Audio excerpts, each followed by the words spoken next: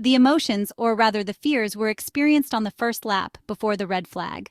Then the Monaco Grand Prix turned into a tactical, nerve-wracking race, where any mistake could be costly. Charles Leclerc was perfect. He started in the lead from pole position and, although always in sight of Oscar Piastri, never feared an attack. In the final laps, when the obsessive communications from the Ferrari pit wall ceased, he unleashed his right foot, easily pulling away from the McLaren. The Monegasque driver is a prophet in his own land, defeating any curse. He wins in Monaco, secures the sixth victory of his Formula One career, and ushers in a new era with a competitive Ferrari. The liberating scream on the radio in his post-race team message and the subsequent tears of joy freed Charles. The Scuderia has found its champion who needed to break through and regain the confidence that pushes a star. The boats in the harbor sounded their horns, paying a long audible tribute to the winner.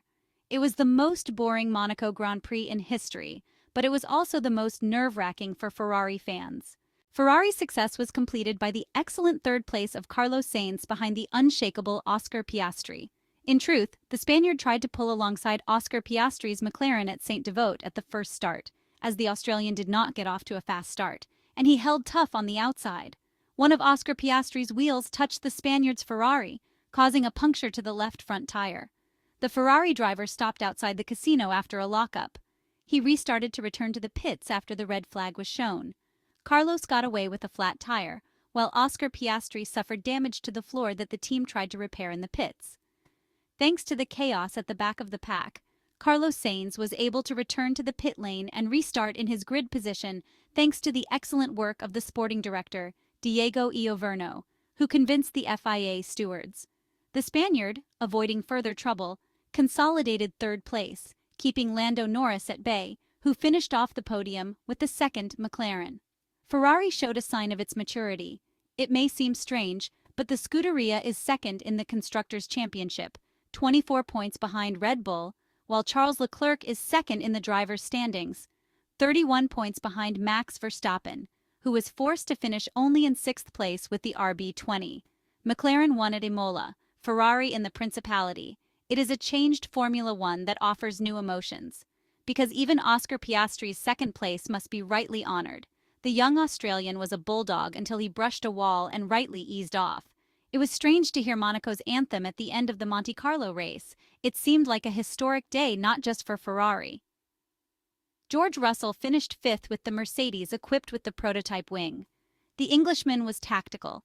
Restarting on medium tires, he managed to find a race pace that allowed him to finish the race without a pit stop, while Max Verstappen, sixth, and Lewis Hamilton, seventh behind him, saw a window open to make a stop and switch to hard tires without losing positions. The two world champions competed for the fastest lap. Lewis won it with 1:14.165, the last driver on the lead lap. Yuki Tsunoda also celebrates, finishing eighth with Racing Bulls, ahead of Alexander Albon with Williams and Pierre Gasly with Alpine. The Grove team leaves only Sauber with 0 points in the constructors' standings. The other team that collected nothing but damage is Haas. Kevin Magnussen, if there were any sporting justice, should not go to Canada. The Dane made yet another kamikaze maneuver of his career and triggered a nasty accident on the Massenet climb right after the start. Kevin, on the right side of the track, tried to go around the outside of Sergio Perez's Red Bull, brushed the barrier with his right rear. The result? The front left of the VF24 touched the Mexican's rear, sending him spinning and unable to avoid the other Haas of Nico Hülkenberg, which also spun. Checo was pushed into the barriers by Magnussen's Haas. The Red Bull disintegrated against the barriers and came back onto the track, followed by Kevin Magnussen's Haas, which collided with Nico Hülkenberg's other VF24. This bad accident, which was not investigated by the FIA, caused the red flag.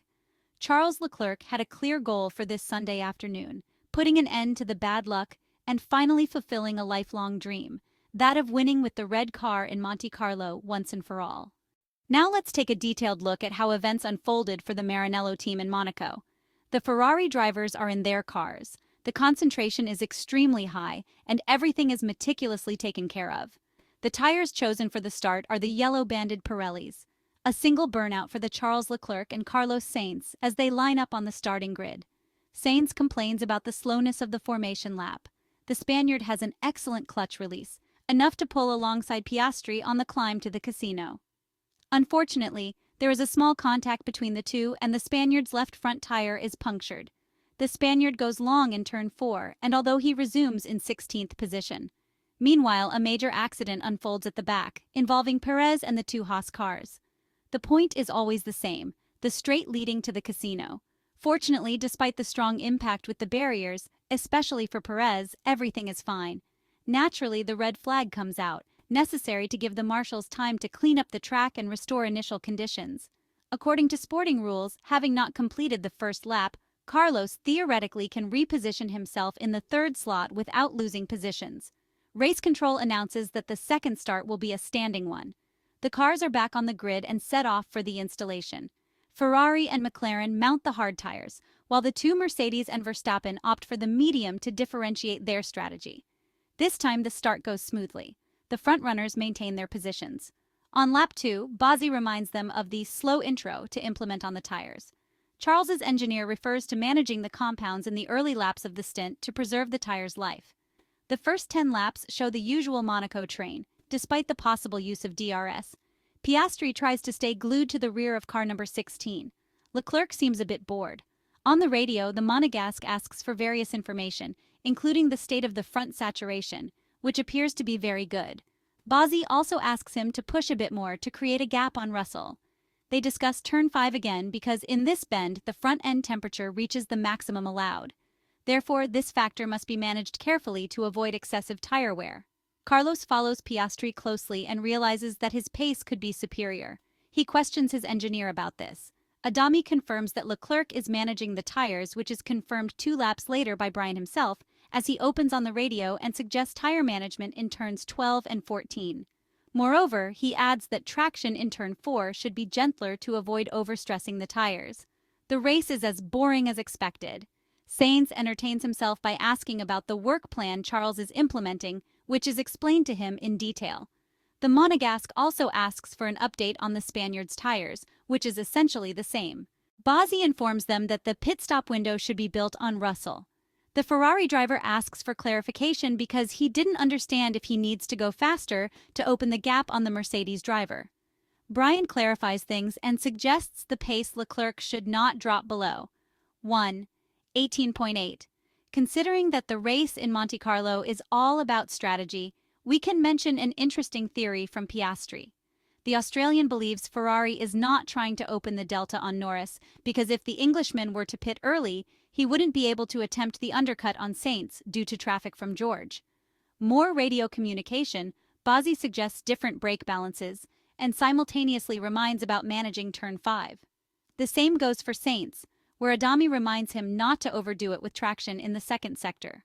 The Ferrari pit wall also reminds both drivers to be careful of micro lockups in turn 5. With 30 laps remaining in the Grand Prix, the lead positions do not change and the sleepy atmosphere continues to take over the spectators. It must be said that McLaren is starting to get restless. The team's drivers are behind the 2 Ferraris and want to overtake them. However, this operation does not seem possible.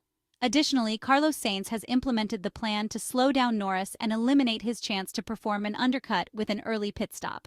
For this reason, 20 laps from the end, the Spaniard is almost 6 seconds behind his teammate.